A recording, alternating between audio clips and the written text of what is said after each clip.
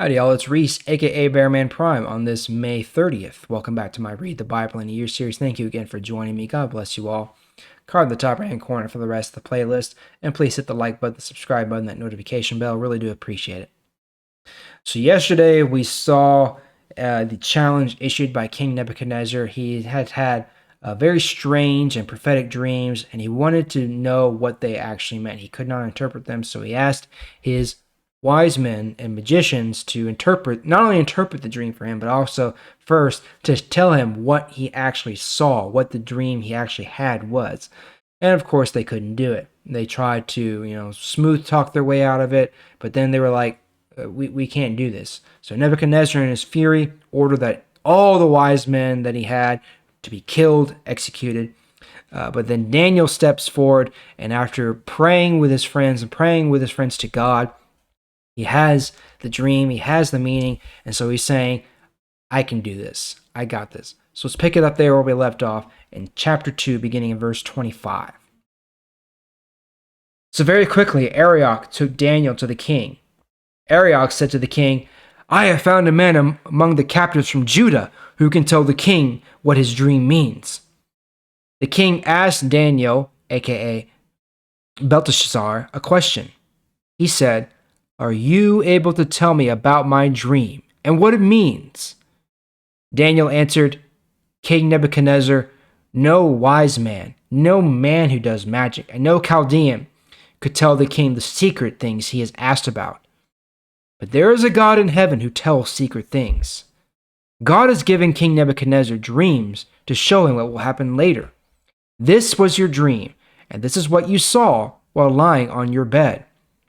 King, as you were lying there on your bed, you began thinking about what might happen in the future. God can tell people about secret things. He has shown you what will happen in the future. God also told this secret to me, not because I have greater wisdom than other men, but so that you, king, may know what it means. In that way, you will understand what went through your mind. King, in your dream, you saw a large statue in front of you that was very large and shiny. It was very impressive. The head of the statue was made from pure gold. Its chest and arms were made from silver. The belly and upper part of the legs were made from bronze. The lower part of the legs was made from iron. Its feet were made partly of iron and partly of clay. While you were looking at the statue, you saw a rock that was cut loose, but not by human hands. Then the rock hit the statue on its feet of iron and clay and smashed them. Then the iron, the clay, the bronze, the silver, and the gold broke to pieces all at the same time. And all the pieces became like chaff on a threshing floor in the summertime. The wind blew them away, and there was nothing left. No one could tell that a statue had ever been there. Then the rock that hit the statue became a very large mountain and filled up the whole earth. That was your dream. Now we will tell the king what it means. King, you are the most important king. The God of heaven has given you a kingdom, power, strength, and glory. He has given you control, and you rule over people and the wild animals and the birds. Wherever they live, God has made you ruler over them all. King Nebuchadnezzar, you are the head. You are that head of gold on the statue. Another kingdom will come after you, but it will not be as great as your kingdom. Next, a third kingdom will rule over the earth. That is the bronze part. Then there will be a fourth kingdom. That kingdom will be strong like iron. Just as iron breaks things and smashes them to pieces, that fourth kingdom will break all the other kingdoms and smash them to pieces. You saw that the feet and toes of the statue were partly clay and partly iron. That means the fourth kingdom will be a divided kingdom. It will have some of the strength of iron in it, just as you saw the iron mixed with clay. The toes of the statue were partly iron and partly clay, so the fourth kingdom will be partly strong like iron and partly weak like clay. You saw the iron mixed with clay, but iron and clay don't completely mix together. In the same way, the people of the fourth kingdom will be a mixture. They will not be united as one people. During the time of the kings of the fourth kingdom, the God of heaven will set up another kingdom that will continue forever. It will never be destroyed. And it will be the kind of kingdom that cannot be passed on to another group of people. This kingdom will crush all the other kingdoms. It will bring them to an end, but that kingdom itself will continue forever. King Nebuchadnezzar, you saw a rock cut from a mountain, but no one cut that rock. The rock broke the iron, the bronze, the clay, the silver, and the gold to pieces. In this way, God showed you what will happen in the future. The dream is true, and you can trust that this is what it means.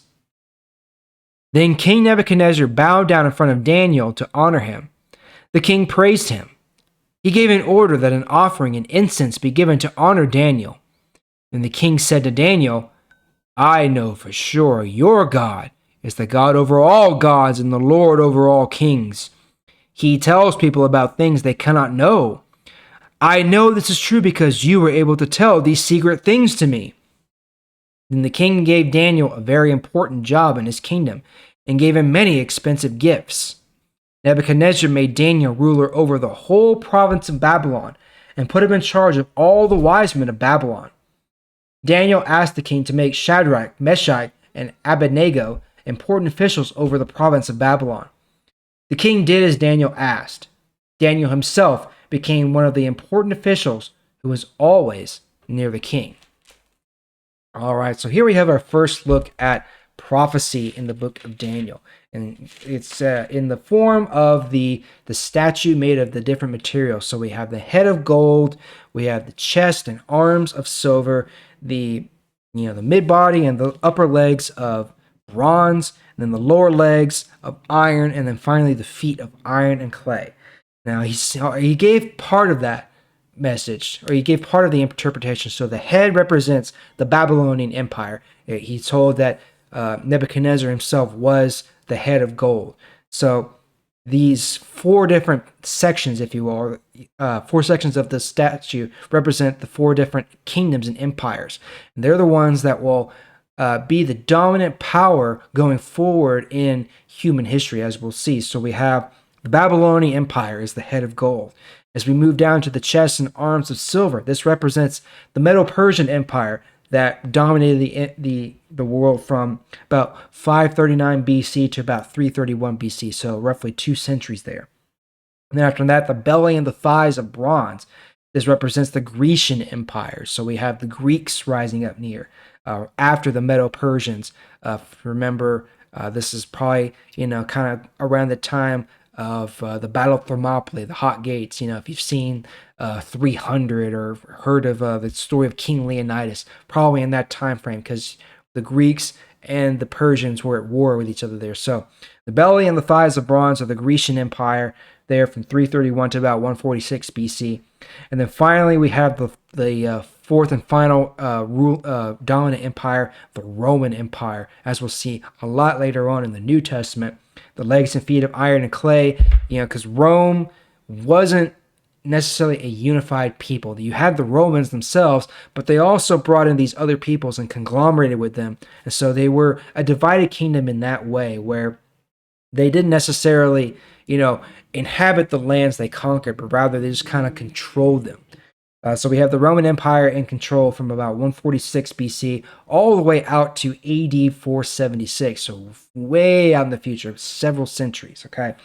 And then we see another symbol here. So we see the rock that was cut not by human hands. So we have just a rock. Now, you may be thinking, what is this rock? What does it mean? Well, I'll tell you what it means. It's Jesus. That's just a simple, plain answer. The rock is Jesus. Okay, he is the cornerstone. He is the solid foundation on which we should build our lives on. So here we have the rock that was not cut by human hands, and it comes and it smashes the feet. So it smashes the Roman Empire, and from there the whole statue comes down. And then we see that the rock that was used to smash the statue becomes a mountain. And as Daniel said, this mountain, this rock, will become an eternal kingdom. That's exactly what this is. God is going to establish an eternal kingdom with Jesus as the king, as the ruler of this world, eventually, one day. Okay, we don't know when it's going to happen, but eventually it will. So that is what Daniel is trying to show, not only Nebuchadnezzar, but also us, future believers as well, that, these dominating empires, they don't last long. They will never last long. Even today, the countries and the world powers that we have today, it's all gonna go away at some point. Whether another power rises and conquers everything else, or whether God in His timing decides to come in and enact His plan and establish His kingdom finally, we don't know. But eventually, it will happen. All right.